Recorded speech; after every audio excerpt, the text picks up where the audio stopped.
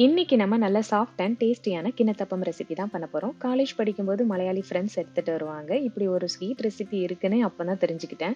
அவங்க கிட்ட இருந்து கேட்டு தெரிஞ்சுக்கிட்ட ரெசிபி தான் இது. அதை எப்படி பண்றதுன்னு பார்க்கலாம். அதை பண்றதுக்காக பச்சை அரிசியை நல்லா வாஷ் பண்ணி ஒரு 4 மணி நேரம் ஊற வச்சிருக்கேன். அதுக்கப்புறமா தண்ணியை ஃபில்டர் பண்ணிட்டு கிரைண்டர்ல சேர்த்துட்டு அதோட ஏலக்காய் 2வது தேங்காய் பால் சேர்த்துட்டு நல்லா மையா அரைக்கணும். இந்த மாதிரி அரைஞ்சதுக்கு அப்புறமா அதுல ஒரு முட்டை சேர்த்துட்டு அதுக்கப்புறம் சுகர் சேர்த்துட்டு ஒரு 3 மினிட்ஸ்ல கிரைண்டர் ஆஃப் பண்ணிடுங்க.